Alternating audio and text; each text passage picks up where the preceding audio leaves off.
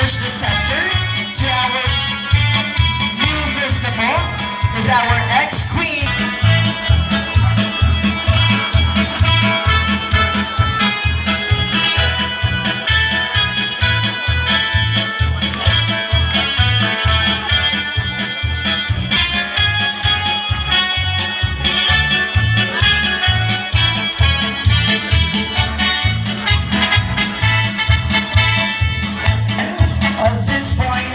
Miss number 2023 and her princesses will dictate their royal march.